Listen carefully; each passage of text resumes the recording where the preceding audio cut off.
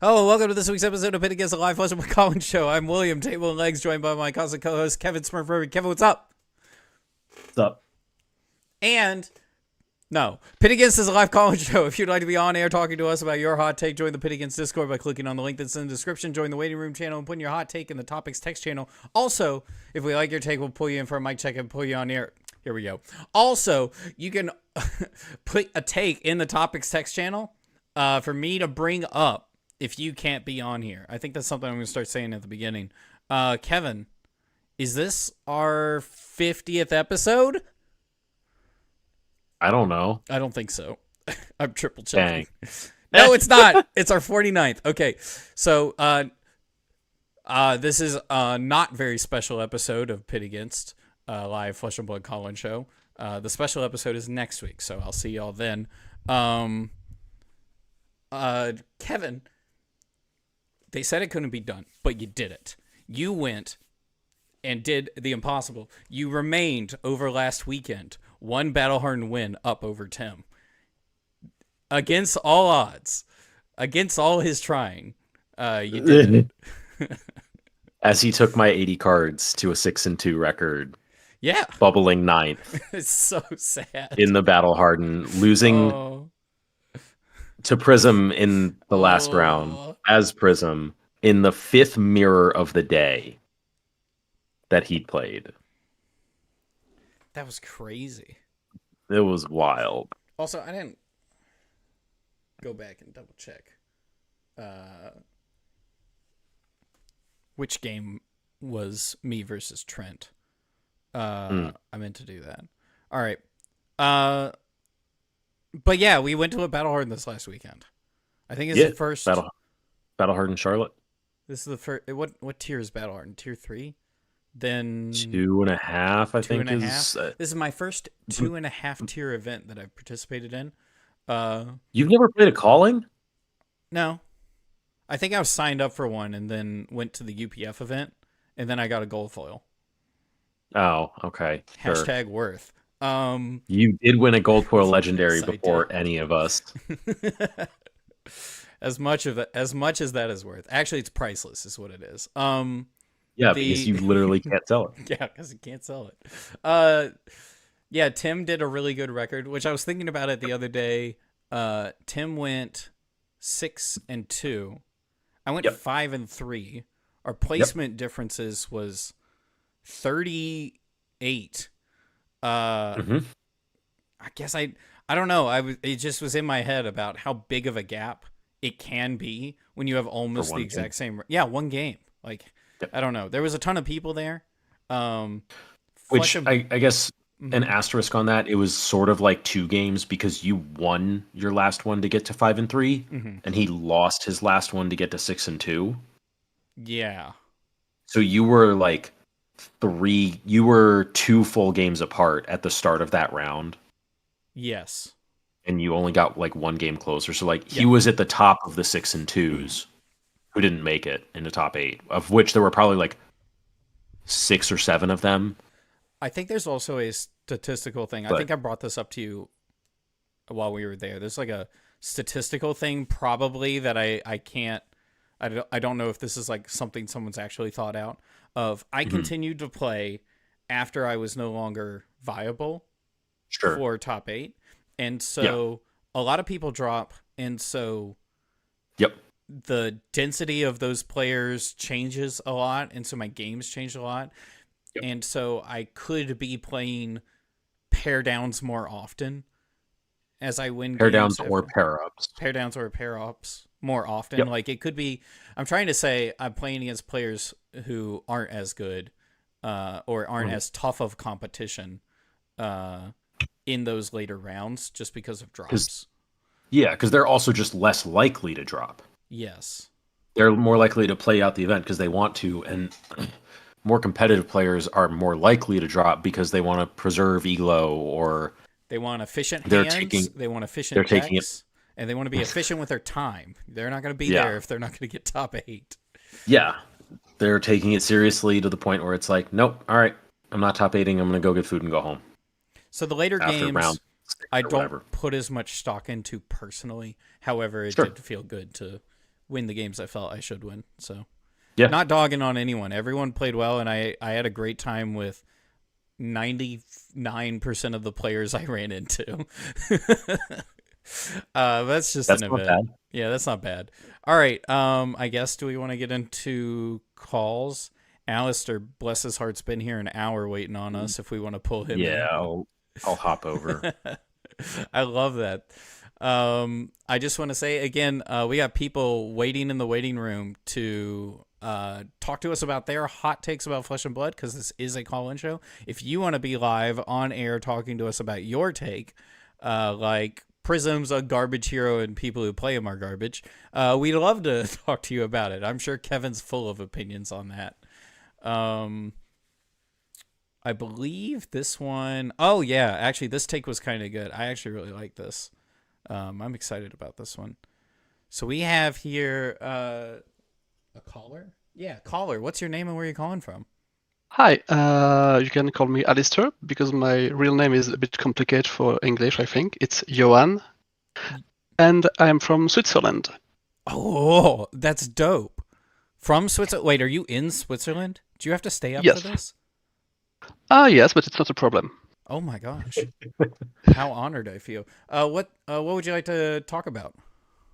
Oh, I would like to talk about the problem with the restriction list and how we can maybe fix it. Okay. Do you want to... Yeah, go ahead and elaborate on that for me. Okay. I come from another game, which is Game of Thrones. Maybe you heard of it. It was a great game at the time, but now it's dead. And they have a different approach of the restriction and ban list. Okay. There is a list of cards, and you can choose only one card on this list, and you can play. Oh. And I think it would be a good thing to do in Flesh and Blood, because if with the current method, if you restrict a card because it's too strong, you kill other decks. For example, with the ban of High Octane, you completely kill the other mechanologists who need this to work. For example, Max can't do anything because High Octane is banned. True. Or the other ninja are completely lost because Bones of Agony is out. Yeah. Ancestry. Yeah. So if we have this method with you put multiple cards that are really strong, but you break the interaction with the system, it could be a good thing for the balance of the game and not penalizing, I don't know if it's a real word in English, other heroes. Yeah. Okay. That's interesting. That is much more interesting than like the standard solution people give, which is just like ban it for a hero, ban Dio from using High Octane, ban Zen from using Art of War, etc. This is much closer to like a system that like Pokemon uses in their video game, where it's like there's a list of restricted Pokemon, and you get to pick one of them to put on your team. It's like some games use like a point list, and you can only have so many points. Except for in this scenario, it's you get 1 point, and everything's 1 point. So then it's like the difference for Katsu between Art of War and Bonds of Ancestry is a big difference. Very different decks. Yeah. And with this system, you have to choose which one you want to use. Yep. And you can put a lot of cards in this list, and a lot of cards are not impacting others' cards. For example, if you put Persuasive Prognosis and Sing Below, most of the deck don't care because they can't play Persuasive Prognosis. But in New or in other Assassins, it would be a game changer, I think. As a hypothetical. Yeah, I think that makes sense. I'm not sure that's where like the balance would want to go, because that seems like a trade-off that trade-off for me like kind of doesn't click. But yeah, it's like you can put the books on some of the books on the list. Yeah, completely. Kano gets 1 book. Kano gets to choose if he wants Tome of Fjendal versus Tome of Aetherwind, which he probably chooses Aetherwind, but Fjendal is still very good for him. But like Dash IE still gets to run High Octane, so does Max, because they're not running Cerebellum Processor, and you just put that in. And then Dio has to choose between High Octane and Processor. And exactly, that's a much more interesting choice. And I actually think most of them would choose High Octane at the moment. given how they've felt about the current builds and processor. As good as Rose did this weekend, but I assume some cards would still need to be banned just because like they, even if you were able to run them as your one restricted card, they'd be too good still, like Ball Lightning or Drone of Brutality or something like that. There might be a banned list and then a restricted list where the restricted list is these cards that you still could run, but just one of them. I still think like Sync Below would not go on the restricted list just because like... Do you think CNC would? Nah. It's like, how many decks are going to choose? Like, having to... that, like, kind of like that gets weird. They would have to just, like, ban... They just have to ban CNC or Sync... Like, any, like, kind of generics like that, they just have to ban where it's like, every deck will comfortably run it. Yeah. It's like, that's just a generic staple. Where it's not... That's... Those still aren't power cards. Like, if they're not getting banned now, like, why would they go on the restricted list? True. I think if it's like, oh god, what's the format where it's teams, but you only get one play set of cards between the three of you? Team sealed? Oh, team sealed? Not team sealed. Oh. It's constructed, but your team gets 3 Sync Belows between your 3 decks. Oh, I don't know the name for that. I've only think I remember hearing about one event with that. It's a format that Magic uses. Oh, sometimes in their like team constructed events. We haven't. I don't think we've done that. But like that's probably as close as we can get because also like that's a team event. You still get the set of it. More team events always good. Yeah, that sure. Unrelated, but. That's interesting because that changes a lot of restrictions of like the way they would do restricted. Yeah, I'll let you mull on that. I have some logistics based questions. So in a format like Canadian Highlander in Magic the Gathering, they have a point system. All cards are legal. You can have up to 10 points worth of cards, and it's like, I don't know, Black Lotus is 7 points or something like that. So that's 7 of your 10 points. The way that they do it is at the beginning of the game, you tell your opponent all of your points. And though Magic is typically like pretty closed information, like you literally go into game 1 blind, in Canadian Highlander, you kind of know the direction their deck is probably going to be in because... they said they have Ancestral Recall and a bunch of other blue counter spells, and you're like, oh, okay, I maybe can see what they're doing here. In Flesh and Blood, how would that change the game up so much? Or would you reveal to your opponent? Because I feel like that probably should be some kind of public information. Would you reveal it at the end of the game? No. You don't think so? Not at all? I don't think so. Odds are that you're going to see whatever restricted card they have. If they're that good. I feel like it actually, the more I think about it, it would probably just be like, this is a question you're allowed to ask your opponent at the end of the game, is what was your restricted card? Just for posterity reasons. Maybe. Because it's like, it is a deck restriction, and I think you should be able to know if your opponent brought something illegal. You should be able to like know immediately, like when they play the second card, but... Yeah. Maybe it doesn't matter? I don't think it should matter. It's like looking at every card that they have now, and it's like, do you have Art of War in your deck? It's like asking at the end of the game how many cards your opponent has in his deck. How many cards does he have more than 18 or not? Yeah, okay. I don't really think that would be necessary. It's just kind of like... Okay. Yeah. Sure. I guess the other argument is every one of these... Do you have something you were going to say? How does this handle equipment? Banned equipment. For me, it's the same that as normal card. If Crown of Seed is on this list and Count Your Blessing is on the same list, you can have one or the other, but you can't have both. Okay. Huh. See, I think... this is in the 80, not in the 60 plus the equipment you present. For me, it's the ID, yes, but okay. I don't know if it's the good solution. Mm-hmm. I don't know, and that I don't think you would want to. I don't think you would want a system that swaps out the restricted cards because that just gets way too easy to. Yeah, that would get silly. Especially if some is equipment and some is not, where it's like, if we were to restrict Pouncing Links because Bonds of Ancestry is also restricted, like, it's way too easy to slip up on that. Yeah. I'm just looking at like Bloodsheath Skeleton stays banned, I assume. Because, good lord.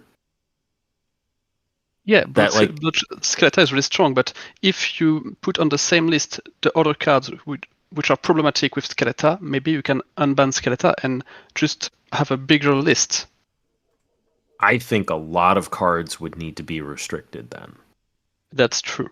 But like that is a lever they can pull to adjust the balance, where it's like, if Skeleton is on the restricted list, I think you need to put like Vexing Quill Hand on the restricted list.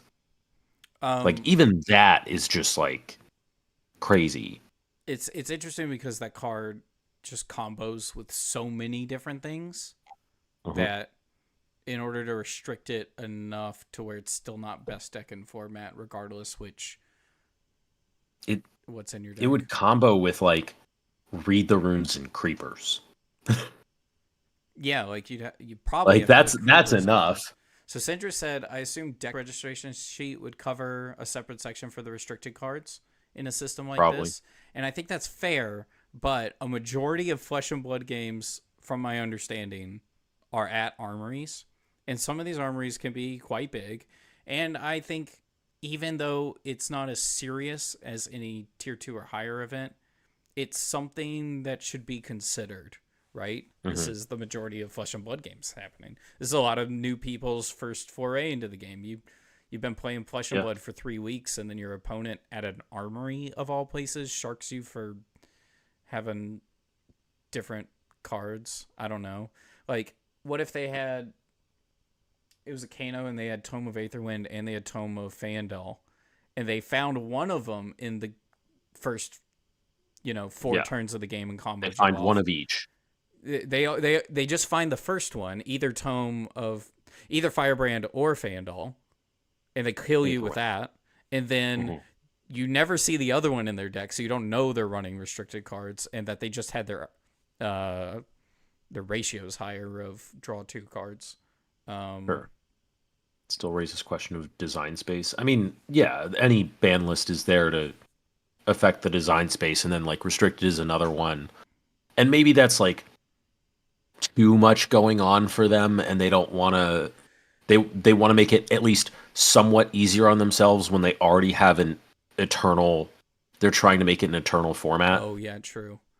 LL. Like, how many cards end up having to get restricted? Yeah. Or end up on this restricted list.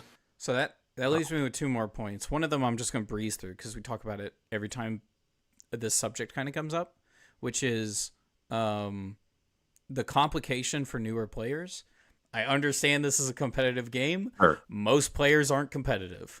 As we understand, like they're super tryhardy and they're grinding all their PQs and RTNs and going to flying to callings regularly. If you're watching this, you're probably not one of the casual players that I'm referring to, because you are going out of your way to watch niche Flesh and Blood content. So outside of all of us here, there's a bunch of casual players that can get just like, they want something casual to do maybe once a month at their local game store, and maybe they got other card games that they're invested into. I know one guy at our LGS plays 4 card games, and he's crazy.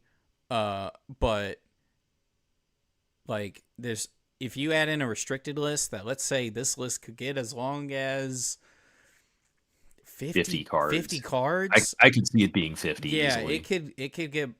it could be a lot really fast. And then also the idea of having to explain to people who aren't into trading card games, like are just getting into them, like, well, there's cards you can't play, and there's cards you sometimes can play under these qualifications. You know, you can have one of this, and it can be, even if it doesn't sound a lot as we're talking about it, like, I don't feel like it's that hard for me to digest. I like this idea, but it might be really hard for a brand new player, or annoying.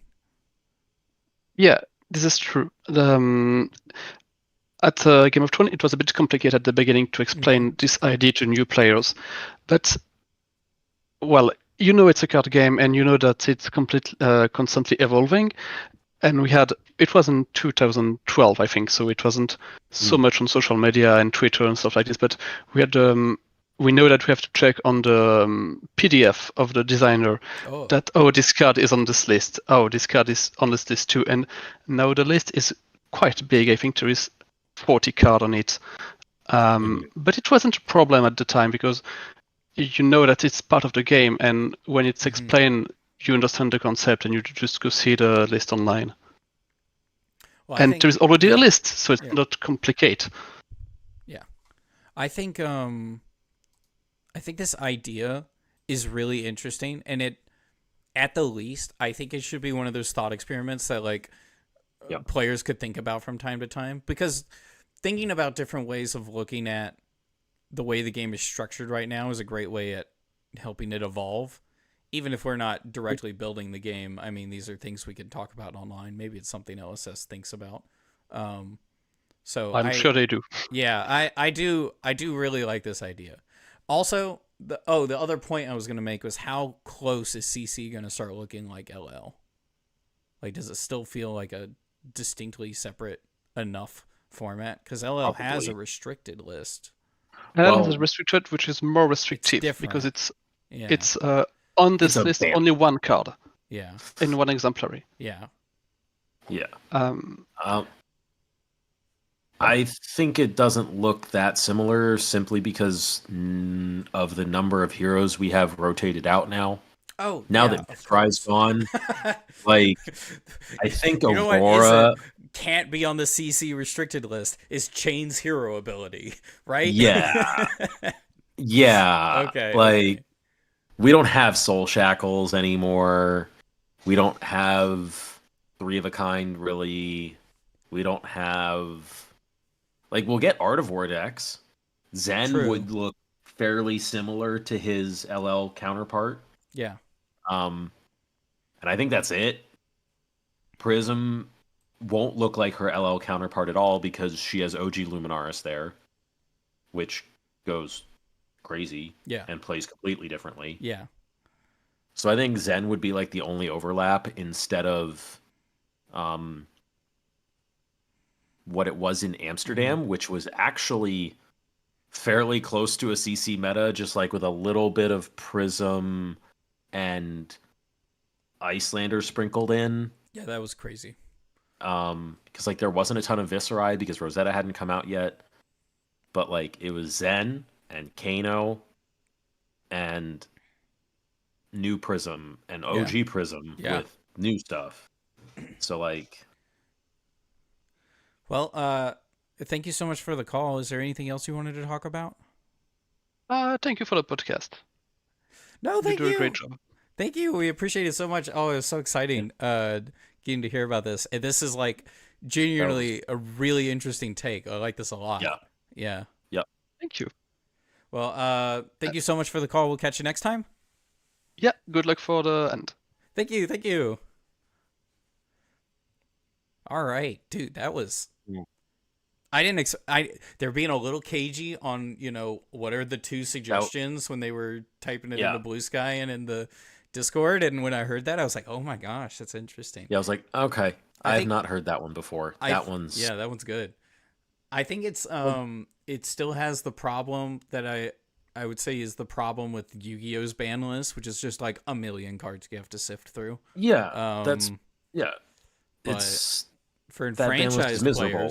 In franchise players, it's like, yeah, whatever. This is, we feed off of this. There's a lot of people who play Yu-Gi-Oh! They don't care, right? They're so into the game that's fine. And they're just used to it, where it's like, because like I honestly think the way that they look at that ban list is it's not even like the ban list is that long. What they're looking at it like is like, what is the current format and how many cards actually move in this format on the ban list. Yeah. Because whenever I see like Yu-Gi-Oh people on YouTube, they're like reacting to a ban list. They're not reacting to the ban list. Because they're 100 of those cards have been in the same spot on the ban list for the last X years. They're reacting to the 10 changes that happened, 8 of which don't matter. Yes. Because they're like, yeah, this was banned 12 years ago and got power crept out 8 years ago. Yeah, it can go to 2 copies. Okay. Sure. I don't. And then it's like, and then there's 2 cards that actually matter, and they're like, oh. The whole video's on that. Yeah. I don't consume a lot of Yu-Gi-Oh content, and when I played the game, I'm such a boomer. When I played the game, there wasn't YouTube, or if there was, it was like before an age where I understood the value of YouTube, or most people did, right? So there definitely wasn't videos like that. So it was Playground Yu-Gi-Oh. Yeah, it was, dude. It was on the den floor. It was on the Playground Yu-Gi-Oh. Dude, I learned like a few years ago that there's a card, I think it's like Final Countdown or something like that. It gets 20 counters on it. Your move counters until all of them are gone. Yeah. One like each standby phase, and then you win the game or something like that. I just learned like 3 years ago that the buddy of mine who had been playing that card my whole childhood cheated like heck, and I just never took the time. I just took his word for it. I didn't read the card. Frick. All right. Do we want to do the next topic? Sure. The next caller. Unless there's something else you wanted to talk about real quick. I don't think so. We're in a little bit of a lull as we wait for the like. Honestly, I guess unless we want to talk about how many frickin' Auroras there were in top 8 of Taipei and then the PQ Plus. I didn't see top 8 for Taipei. I saved that because I was about to look at it this afternoon and I was like, Kevin's going to tell me. So we can probably do this kind of quick and touch on one of the other takes that somebody had. So there were 3 events. There was Battle Hardened Charlotte, Battle Hardened Taipei, and PQ Plus Charlotte. Yeah. So there's 24 slots in top 8s. Okay. Aurora took 12 of them.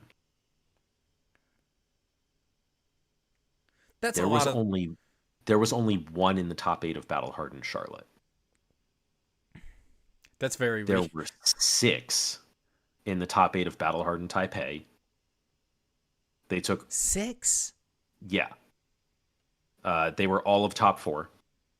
All of top 4. That's insane. The whole top 4? And then there were 5 in the top 8 of the PQ Plus in Charlotte.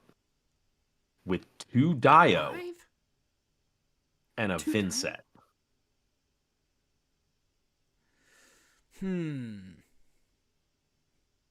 That's interesting. Yeah. There's an implication there, and I'm not entirely sure what it is actually. Yeah. I'm not 100% sure either, because it's weird. Because we had pretty close to 8 decks, 8 different decks in the top 8 of Battle Hardened Charlotte. The top 8 of Battle Hardened Charlotte, actually almost all of Battle Hardened Charlotte felt very wide open. Like I think almost every deck was represented, whether smart or not of a choice. It's interesting. I think my initial assumption is just something to do with a tougher event or an event with more people will have more variety in it. How many people were in Taipei?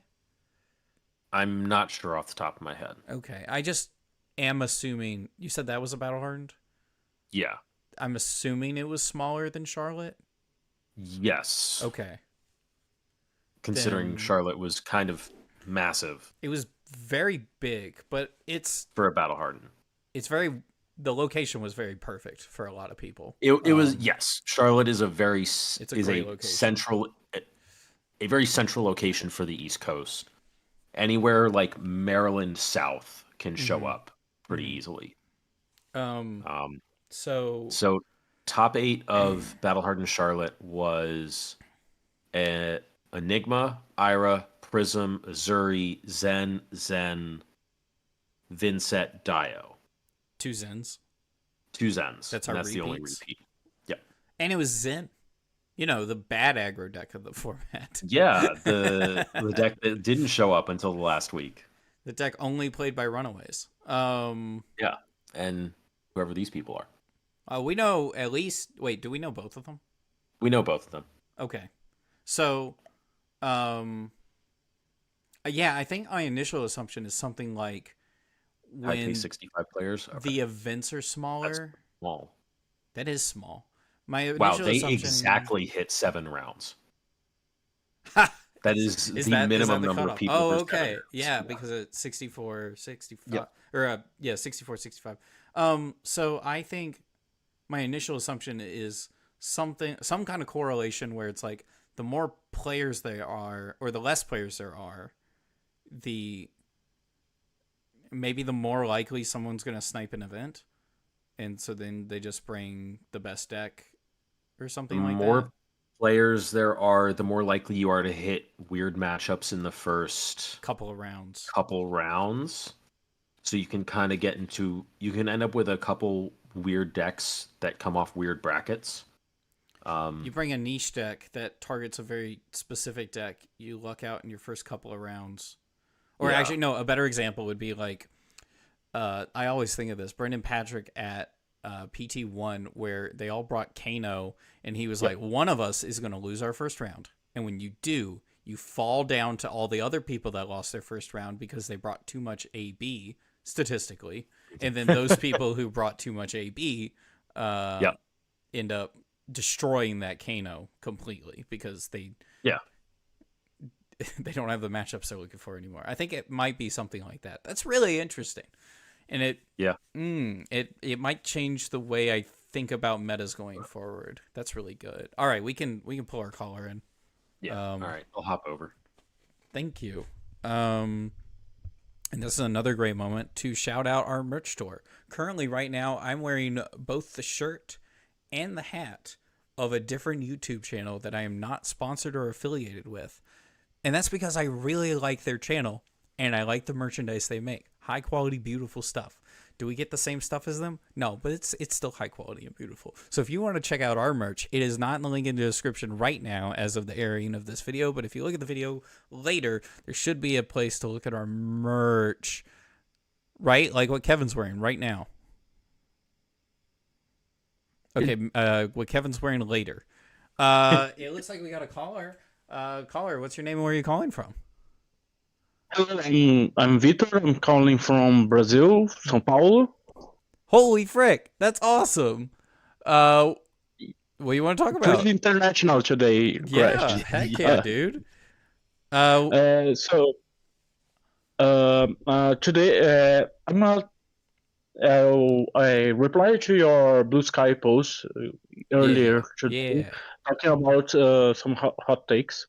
The main hot take I had was Teklo is better than some people think, and Fang has a really weird representation on Talishar results. It's I don't know what I think. Starting by the shorter subject with which is Teklo is easier. Sure. Teklo has some unwinnable matchups in the game. Yeah. He can't avoid, which is Enigma, and I think it's like people are afraid of playing Teklo. It's not also it's a expensive deck for what it does in the game. For like I don't see. I think it's still like each evil piece is like I don't know, maybe 10. Are those Evo pieces legendary? No, they are Majestics. Okay. I don't know. And the Macropotent is legendary. Yeah. But it is like bright lights. No one opened bright lights. So yeah. So like, even though they reprinted Fiendo Spring Tonics in the set, nobody wanted to open them. The expansion slot is like expensive. They did, and like the tomes of Imperial Flame for the Draconic heroes are still expensive as fuck because they are from Bright Light as well. And now that none of the new heroes play is too expensive. But well, Teklo, he can fatigue a lot of heroes like you didn't even think it could happen. He even, especially if the person takes the layman approach of, okay, this deck is trying to fatigue me. I'm going to fat deck, shuffle my entire sideboard, and pray. Teklo for multiple turns does nothing but block and set up evils. And that is the main weakness of the deck. Is against a hero that has damage per turn check like Enigma, you need to present some damage to clear the board. Yeah. But if it's anything else, like I'm not building turn by turn, a setup, a board, enormous amount of items, and going to present more than lethal in one spike turn, Teklo will just run you out of cracks. So I got a quick question for our resident Prism expert. What does the Prism Teklo matchup look like? I'm gonna guess it's Prism favored, but not as much as people would think. I was actually gonna assume the other way, so I'm interested. So the Prism expert can say first because I have some experience in the matchup as well. Go ahead, Kevin. I've only played the matchup once, and it was soon after I picked up Prism. It was a very close game. I did end up getting fatigued. Teklo's boots that give action points are very interesting for the matchup. Weapon can attack once per turn. Okay. It's once per turn. There's other ways for him to. He has enough ways that it's fine. Yeah. And he can use the pistol as well. Yeah, he can also run Teklo Plasma Pistol. Good point. So it is closer than people would probably think for a slow, dirtily deck like Teklo, where Prism should just be able to like kind of do whatever she wants. You would think, Prism can do whatever. He blocks really well, and he runs a lot of poppers. Like he runs a solid amount of poppers. I would have to sideboard it probably similar to the way I play Enigma, which is I have to run all of my red heralds and all of my auras because I need to keep pressure on you. Yeah. And then I need to pivot.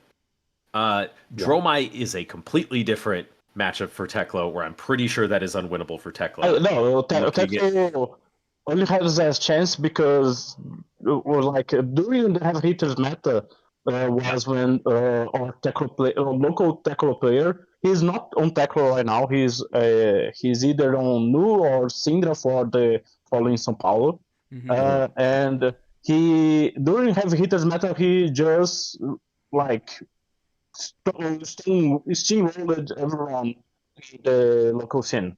There was a PQ and he was unlucky. He had some bad matchups during the multiple PQs we had in São Paulo, but it was hard in the PQs, especially after Dromai rotated.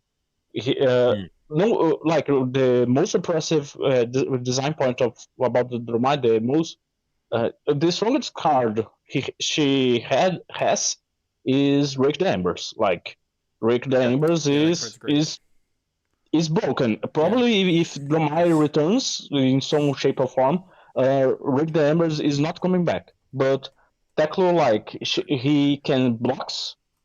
The main game plan is blocking, and he can pop like its main board.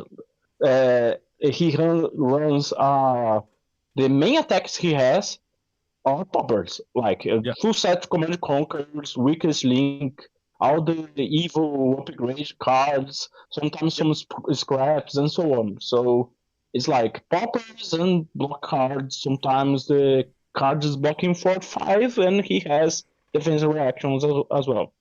Yeah. So I think it's a very efficient defensive deck that as soon as somebody takes an off turn, it can punish it more reliably than any CYB deck because and so you can there's other ways for the deck to set up. And he runs CIB on curve. Like it takes two blues to play an evil, and there is two floating. Oh look, CYB. I'm gaining life in evil, and in CIB. So I'm gonna take a step back on how he's played to matchups, right? So I feel like my impression of Teklo, of how people are viewing Teklo, is kind of like how people are viewing Riptide last year, which is like you bring up Riptide and everyone's like, oh, and then you say like, yeah, but it's like, it's like good in the aggro matchups, or like in this example, Teklo's good in these certain matchups, and they're like, oh yeah, I've heard that. That's I've heard that. But I think it comes down to a similar problem, which is that people, especially the most competitive players that are trying to win events, do not want to play a deck that has a 0% matchup into anything, right? Yeah, Teklo has the 0% matchup into Enigma. Yes. During Heavy Hitters, I was playing Olympia. I had quite the success. I was happy about that, and I was part of the people that was pushed by Teklo in the locals. And the Fabled Brazil, I think the best Sussex team in Brazil. We put the Kano in top 8 in the Heavy Hitters meta, the top 8. I forgot the LA. They were like in the end of the PQ season after the Romai, they reached the conclusion. Teklo can fatigue Kaio, can fatigue Dory, can fatigue any Guardian. Let's see what happens. But after that, Misty Veil arrived. It was broken, and Enigma is still not a winnable matchup. Yeah. Like my friend who the Teklo main, he played. He had to change his entire deck to be some kind of dash that can fatigue you somewhat and has evils and such to have the first win on Teklo against my Enigma. And every other time is like we played just to chat a little, and then he went and get a hamburger and such. But to Steve of the sadness about that matchup. So like I don't see any pros or any results happening, because there is like, if you can't dodge Enigma that is still in the meta, it still appears. I'm on the callings until I see, until she rotates or something horrible appears in the meta for her, you can risk going, okay, I'm going to play Teklo and pray to dodge Enigma. I found an Enigma. I'm going to have lunch, I guess. It's not a good plan for any pro. Yeah, I think I would say for like as a Guardian player, I think I would say for the same reason that a pro probably shouldn't play Bravo Betsy into current metas. I think the same thing you could say to Teklo. Now they kind of target different things, right? So Teklo's better into certain decks than Bravo and Betsy, but like in the same respect, they're all just losing to one of the MST heroes by like 100%. So yeah, it's hard to play them. Yeah. Is there anything else?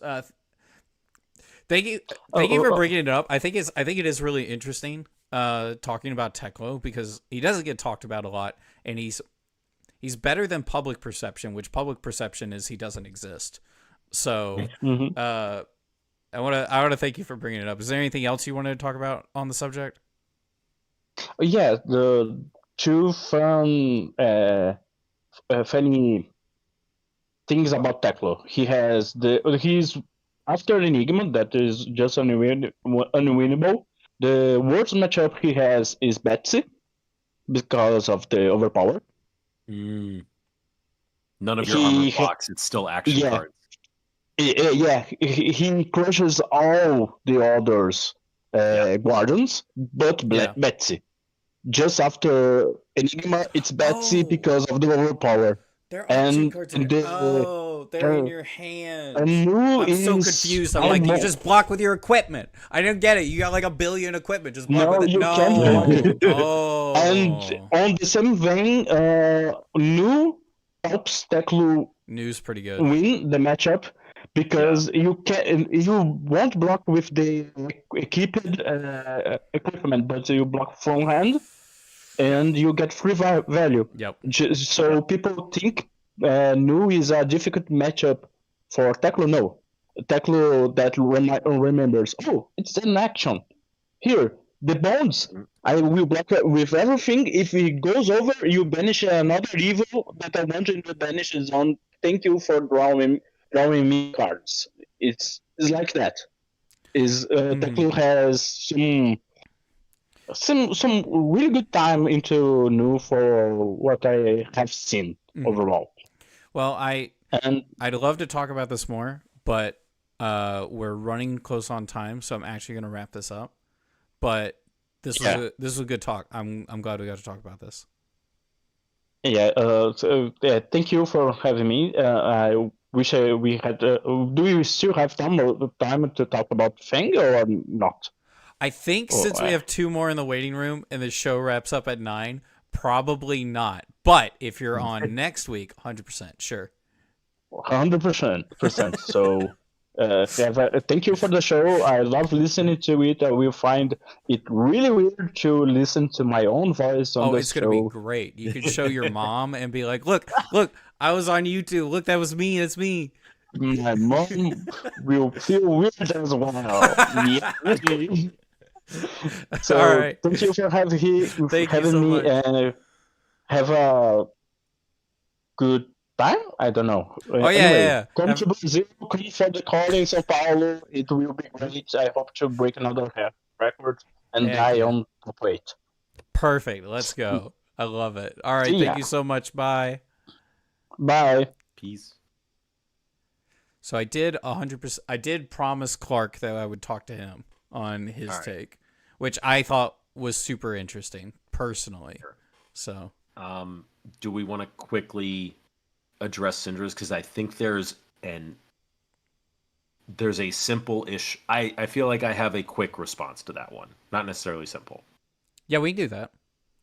So real quick, Syndra, I don't know that we're going to pull you on just because we're on a crunch for time. Yeah. If you still want to talk about it next weekend, and this is not a satisfactory reply, I understand. Sure. They're printing Guardian Mastery Pack, which is straight up a supplemental set. And depending on... they are also... all of these Armory decks that they're printing are them doing supplemental sets one piece at a time in a way that people want to buy. Mini mastery sets. It's not even a mastery set. It's like just it's not a mastery set. It's just a deck is what it is, which is great. It's the equivalent of what you would get for each class in a supplemental set, because it's like in a supplemental set like Everfest, you got like 3 play sets of commons for a class, 2 sets of rares, and then 3 majestics. Yeah.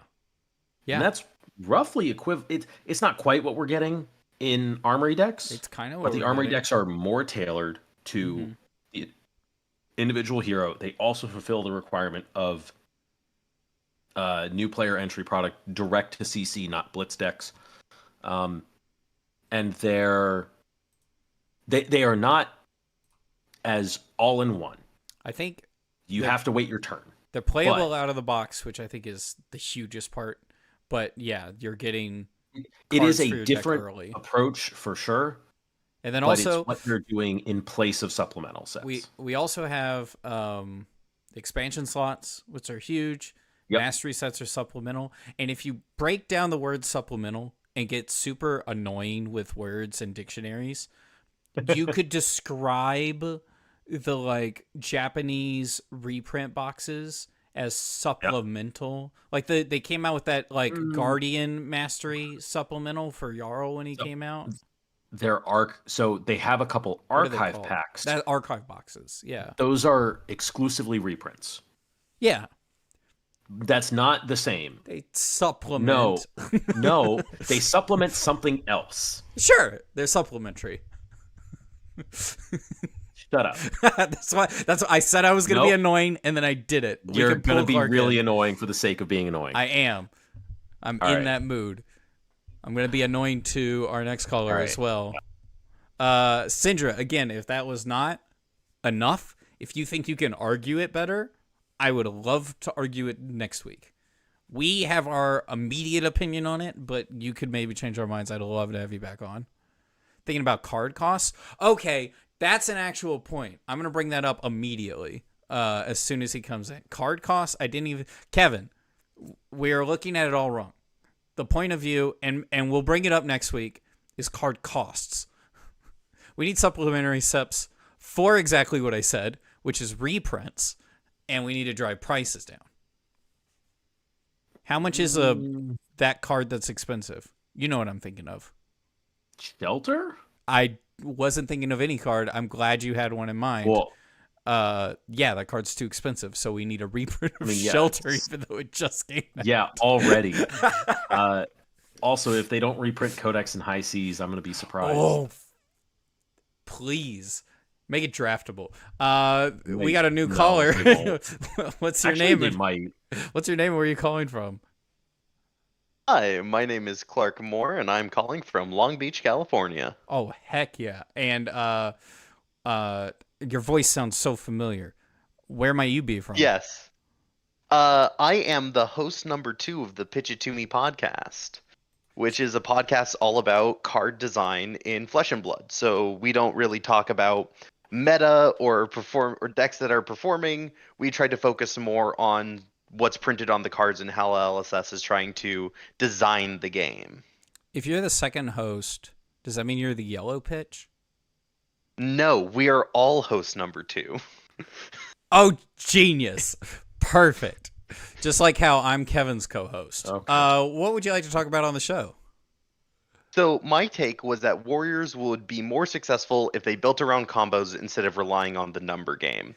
I guess the more incendiary version of this take is Warrior players are building their class wrong. Okay, I was going to interrupt you before you elaborated, which was, is LSS doing it wrong or Warrior players doing it wrong? Yeah. Would you like to elaborate now that I got my question answered? Yeah, it's a bit of both, right? Because on one hand, I think if LSS was printing the right cards, people would see it and build it, and it would be performing. As opposed to the wrong cards. As opposed to the wrong cards, or cards that maybe don't have the right numbers on them. Sure. Or don't quite break the math in the right way. Okay. We're starting to get there, though, with this set, and I think that there's one card in particular that I think actually unlocks the combo game for Warriors, which is one I really want to talk about. Agility but stance? But 2 is... Ooh. Which Which stance do you think? Was it the agility stance? Is that it? Is that the one that gives things go again? It's got to be that one, right? That is the one that gives it go again, but that is not the card I was thinking. Oh, okay. Flurry is the combo one. Flurry. What is that one? Flurry is also very strong. Also not the card I was thinking of. It's Sharpened Senses. Stabbing. Oh, yeah. Oh, the one that... Sharpened Senses. I guess it... The stance that isn't a stance. Yes. Sharpened stances. Primarily because Sharpened Senses is a good combo card in the way that Arc Lightning is a very good combo card, which is at its absolute base value, it provides, as a yellow, non-attack, go again card, it provides 3 value. +1, +1, and a go again. Right? If you manage to swing twice. That's about the baseline value that you're looking to get out of this card. But what happens when you play a Flurry stance on it? Well, now you can swing 4 times. Now it's giving 4 value and 3 sources of relevant go again. So now you just took a card from 3 value to 7 value. Everyone writing this down? Go ahead. Yeah. But that is very much the idea behind, like, unlocking the combo game, I think, for Warriors. But so many Warriors are wrapped up in Valiant Dynamo value, in blue pitch bases, and like running 20 plus blue pitches. Findalls and Steel Blade Shunts is 1 card hands that they like blocking on. And that's not bad. I would say that the Warriors who do perform are performing on those sorts of lists. Josh Lau, there's a really great member of the AGE Pro team, Colin, who does exceptionally well. He won the January AGE on this very, very grindy Kasai list that was just very good. And he's tried testing more combo-oriented lists. I just think that in terms of armory players, it takes way too much skill to get the results on those lists. So you need to lean a little bit heavier into the combo elements that the class provides. It is interesting because combo is... I was telling Kevin my opinion, which is combo is like actually a small subset archetype within Warrior, right? So we got Bolton combo, Fang combo, Kasai's specialization, blood on her hands, and blood on her hands is kind of combo-y, but also like the making a bunch of warriors and then attacking with them, the allies. Centauri Sellswords. It's not like raise an army, raise an army. It's not a combo, but it's a combo in the same sense that like Dromai's a combo deck. I'm stretching it, where it's like definitely a stretch, but I think it all sort of goes together, right? Yeah, it's not the mid-range value plan, right? Yeah, you're not pitching a blue playing Blade Runner and swinging for 5 value, remove by the Valiant Dynamo's counter.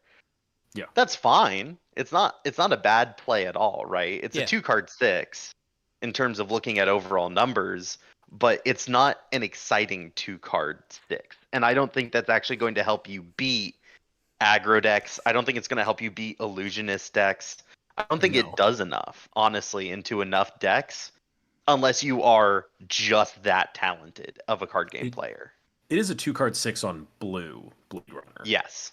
To be fair. And like on red, it's... But, yeah. So I will say, from my understanding of Warrior players, the player base is like 10% combo players, 45% people who want to play value decks and want to play fun Warrior value. Like, they think playing Blade Runner is super cool. And maybe the numbers are different. Maybe it's like 20 and then 40. And then the last 40% are people who are like, knights in armor are dope. And that's as far as they thought through it. You know what I mean? Like, they are just like, I want to stab a guy. And that's like... That has been... all of my friends that I've gotten into the game. They've gotten in through Dorinthia, and they've gotten in through Kasai. There's so many people like that. Even in the freaking At the Armory 3 floating video. Oh, yeah. The dude just gets in on Dory because that's probably like the most common thing. It's like, here's Dory deck. and that's how people get into the game. And so in that sense, I 100% agree with the take that maybe Warrior players could be looking at another thing, because most of them, I feel like, are biased towards wanting to play a value deck, or are not zoomed in enough, like hard focused on playing the best deck, or the best deck they can within the hero.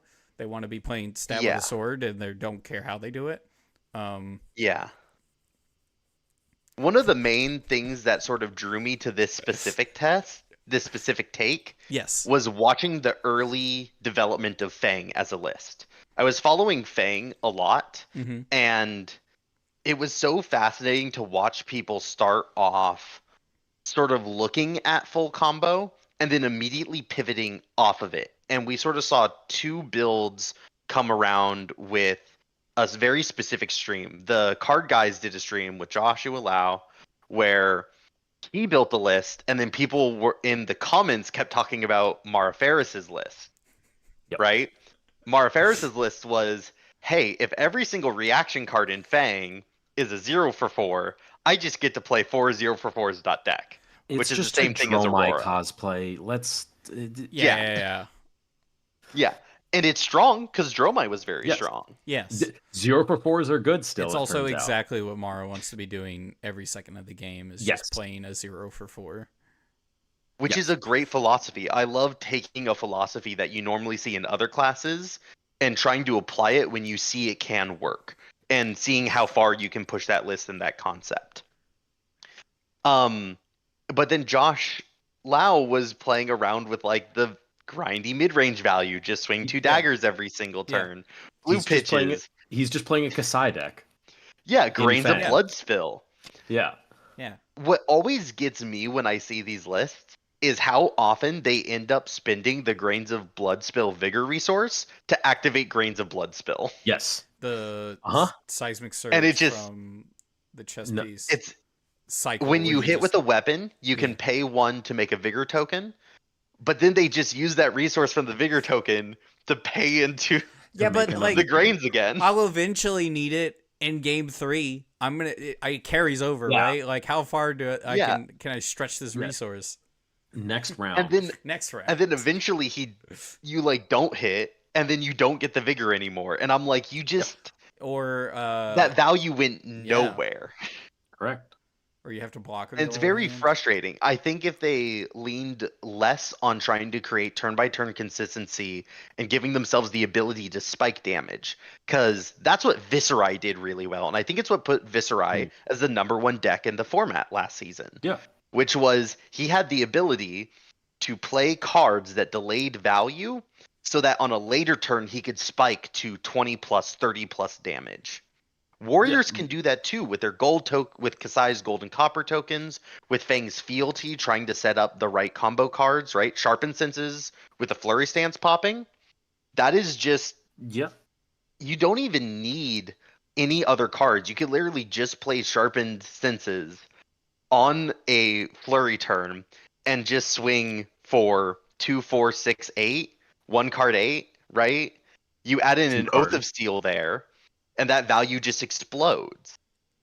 So I think as soon as we start comparing it to other decks, we end up having to compare their matchup spreads, right? Oh, like, for sure. Here's the thing that I kind of want to go for first is when all of the people who've played Kasai or Hatchet Dory are not trying to play Fang. They just see a dual wield warrior and they put that shell in there. They're not playing Fang. They're not playing Fang as James White intended. Sure. But like that's why those Grains resources just eventually waste away. Because they're not building the deck to use them. They're just using a Kasai thing, and Kasai always has resource costs. Yeah. Yeah. And Fang doesn't always have resource costs when he's online. When he's doing what the hero text wants. Which is this is one of the problems that like Mara has with the Kasai builds is you're not playing Fang. Yeah. You're playing Kasai. And this is one of the differences between, like, are you a warrior main or are you a Fang main? And it's like, when I talk to people, it's like, I play Prism, and they're like, oh, you just play illusions. I'm like, no, Enigma, I hate Enigma. That play style is miserable. And I don't like it. Like, these are completely... It's so interesting to watch all these Kasai players, because I'm like, you're just trying to play Kasai. Go play Kasai. Because it's interesting. Like, there's a lot of differences between the decks, and one of the big ones that I feel like I found super early, I'm sure everyone did, right, is just Fang is 2 decks. There's pre-3 fealty and post-3 fealty. And so a better chess piece would not be one that works the same way over the course of the whole game. It would be one that either supplements the early game or exploits the late game. Which is why some Fangs were on, like, Vest of the First Fist. Yeah. And you send an Oath of Loyalty, and it hits, and you get your 2 resources for the turn for your daggers when they're not online. I was just assuming the, like, new chess piece, but I don't know how Fang plays, so. Which new chess piece? Spill? Bloodstained? Is that? That is Assassin Ninja. Yeah. Oh, that'd be so good if Fang could play that. I'm frick, man. Oh my goodness. These split cards are killing me. All right. Yeah. For me, in my Fang combo list that I'm playing around with right now and working on a video for, I use Findalls, because I have found that it does give me the value I need in the early game, and I can use it to help augment a combo turn in the late game. Where you have some number of reactions or other cards that you want to be comboing with that cost 1 still. Yes. And having that resource is still useful. Whereas, like, very much so. The red line list that Mara plays just has all 0-cost attack reactions and 0 for 4s. It's not trying to pitch for anything. It just wants to get online as fast as possible and then abuse that. Because the deck is disgusting once it's online and red line. It's gross. It's like 4-card 20s. I think But, like, that deck struggles when it's not online. Because if you have to pitch 2 reds to swing your daggers... Oh, it's miserable. You're crying. Yeah. You're so sad. You're actually like, that's like, no, you know what? I'd rather pass. But then the Kasai build does the other side of it. Like, well enough, where the Kasai players were like, oh god, I have to pitch for my weapons when they're not online. I think... Yeah. But... I think the question that people should be asking when they look at decks is, I think we've talked about something like this before, where it's like, should you be playing the deck as James White intended, or should you be playing the best thing this class can do? Which sometimes the answer is that. Just like you have broken cards in your class, you play around those. It doesn't matter what the deck does. Like when Zen came out. Yeah, Zen. People were trying to, like, make all the Tiger stuff work, and I was like, it's really hard for me to run a ninja deck that doesn't just have Bonds of Ancestry. And so they were also arguing the opposite thing with Fang, right? Where it's like, well, maybe you just all in on the hero and stop playing just the good warrior cards, even good warrior equipment. Yeah. So it kind of depends. But I do think, looking at Fang specifically, but warriors in general, as like a class that like combos is... I don't think a lot of people are doing it. I don't think a lot of very competitive, well-known players are doing that. I think the people most likely to do it are the Dawnblade Dory players, who also were probably combo Bolton players. Yeah. Because I think there's a lot of overlap there. All those players, like when I first started playing, there was like a stigma that like the only deck that people in Britain play is combo Bolton, because there was something like a Calling or a Battle Hardened, where the most represented deck when Bolton was not a viable deck was Bolton, and they were all playing combo. It was like 4 armories worth of people showed up to this Battle Hardened and decided to play combo Bolton, like they had some kind of like pact or something, and yeah, I think all those people just went to Dawnblade Dory. I think I have a stat here. I like stats. I do stat work for my job. But here's a little data piece that I think is one of that I think really helps exhibit how far away warrior players have gotten from their combo background. Courage of Blade Hold is like $10. When it used to be like 35, 40 or something. It is so cheap. It's ridiculously cheap. I can make an armory deck right now running Courage of Blade Hold, like a $50 to $60 deck, chock it full of cheap Majestics, and it would be very, very playable. And I can pop Courage of Blade Hold, and I can play Blood on Her Hands for 3 or 4 copper, and I can deal 20 plus damage and win an armory with that. It's very doable. I definitely see mid-year last year on TCG Player, the card dropped 2/3 of its price. What that correlates to, the world may never know, but... Misfail. Yeah, I know, but... and Warrior immediately falling out of favor. Yeah, but I think it used to be... Heavy Hitters meta ended? Yeah, I think it was like Dory had her... Hatchet card. Story had her 1 month. Yeah. And that's it. That's all you get. That's fine. Yep. Now they have Fang. Swap decks. Yeah. I don't know. I think that's interesting. I liked this take. This was good. Thank you so much for coming on. Is there anything else you wanted to talk about? I have the exact same take for Guardians, but I think at this point it's getting pretty late over there. Wait, is it combo Guardian or what angle of Guardian? No, I just think Guardian players want to go back to Welcome to Wraith, where they get to block with 2 cards and arsenal their red and throw Anathos, and they just want to do that over and over again. But it is not that era of Flesh and Blood anymore, and I think they need to change how they play and build their decks a little bit to give themselves more percentage points. No, I disagree. I think the class can't support that. So. Because I think I complained about this enough, but I think Flesh and Blood is moving in a direction of more power cards. Like decks are built around power cards, and oftentimes they are synergy. Higher synergy, and they're more deck specific or hero specific. So they're not fully interchangeable between decks. And in that sense, I feel like Guardian has been left behind a little bit, which may be why we're getting the Mastery Pack. And I think it's fine. We'll see what they end up looking like. I assume the next Mastery set's Warrior. Why wouldn't it be? It depends on when their release schedule is, right? Because when I saw Mastery Pack Guardian, that was signaling to me that we wouldn't get any. In none of the other sets in 2025 would include Guardian. I could see Mastery. What do you? I was going to say I could see it every year, but I think I could also see it every other year.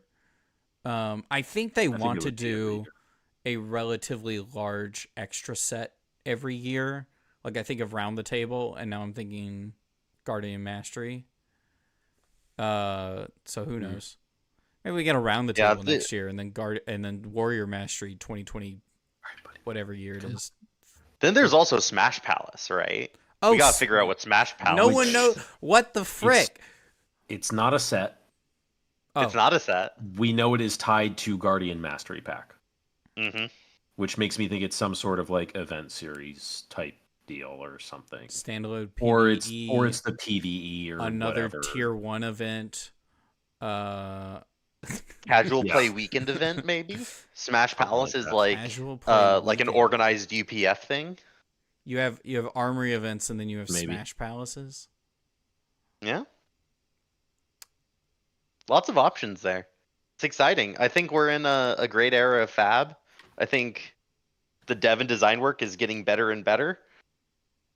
And I'm excited to see where it all goes. I'm excited to see, honestly, where Fang goes. Because I really think it's a deck that can be cracked. I was excited. There was some trajectory there. You were like, great game. I loving this. The trajectory is going up. Flesh and Blood is going to be a great game. Or I'm loving the direction of Fang. And I was like, okay. I was about ready for I can't wait to show my grandkids Flesh and Blood. But I can't wait to show my grandkids Fang in LL. I think But no, that was good. That was good. No, I'm excited about the future of Flesh and Blood. I think combo is definitely something that should be maybe more on the radar. And I also liked what Kevin said, where maybe the correct direction of a deck is the hero and not the class majestics. Definitely depends, but all right. I guess that's it. Frick. Anything you want to shout out? I want to shout out my own podcast, if I can self-plug. Yes. Mm-hmm. Yeah. Pitch It To Me podcast, a podcast about the past, present, and potential future of Flesh and Blood design. We release every Tuesday. We just came back from a hiatus, so we got a lot of energy and we got a lot of fun stuff stored up and getting prepared. I'm working on a couple additional videos. We just launched our Patreon. Check that out if you're looking to give more money to Flesh and Blood creators. Yeah. And I also want to shout out Arcane Games and Events, because I think what they're doing here in Southern California is really special. They just started running a series on the East Coast as well. Yep. They're trying to provide a competitive but still very friendly stepping stone between playing at your armories every week and going to Callings and Battle Hardens. And I think that it's such a nice little intermediary space. And I think it's really important for the game to have. It's like RTNs or ProQuests, but it's a different kind of series that's all like self-contained. Yeah, there's just less on the line. Yeah. Just in general. So like when you lose, you don't feel as bad, and when you get 9th, you don't feel as bad because it's, hey, I got a bunch of points. I should tell Tim. All right. Well, thank you so much for coming on. We really appreciate it, and we'll catch you next time. Yeah, thank you. Heck yeah. All right. And also they're a good YouTube channel because they're in the Fab Content Tech Help Discord. So clearly somebody trying to make good content in this barren waste. No, I'm just kidding. All right. I think that's it. So thank you so much for the call. We really appreciate it. Thank you. All right. Kevin, anything else? Nope, I'm good. All right. Well, thank y'all so much for watching. We do this every Thursday. It doesn't normally go to 9:30, but here we are. This is every Thursday. We also have a show on Saturday, the Design Table, chill fab themed art show, where I'm going to be doing art and Amy is not, because she's going to a birthday party. So I need to find somebody to either do art with me or play Flesh and Blood on Saturday. But I think that's it. Thank y'all so much for watching. Bye.